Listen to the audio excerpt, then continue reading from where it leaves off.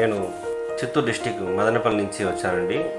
నా పేరు కట్టుమూరి అమర్నాథ్. నా పేరు మా మదర్కి సర్వైకల్ క్యాన్సర్ రావడంతో నేను చాలా చోట్ల హాస్పిటల్స్లో బయట అంతా చూయించాను. సో కొన్ని చోట్ల సర్జరీ చేయించడం జరిగింది. కీమోథెరపీ, రేడియోథెరపీ అండ్ బ్రాకీథెరపీ ఈ 3 చేయించాము. నాకు కానీ పూర్తిగా ప్రయోజనం జరగలేదు. అక్కడ ఇంకా కొన్ని గడ్డలు మిగిలిపోయాయని చెప్పడంతో నేను నిరాశతో బయటికి రావడం జరిగింది. అదే టైంలో నాకు సోషల్ మీడియాలో నాగేశ్వర ఆయుర్వేదిక్ అనే ఆయుర్వేదిక్ మెడిసిన్తో బాగుపరుస్తుందని చెప్పి నాకు సోషల్ మీడియాలో తెలియడంతో నేను ఆయన్ని ఆశ్రయించాను.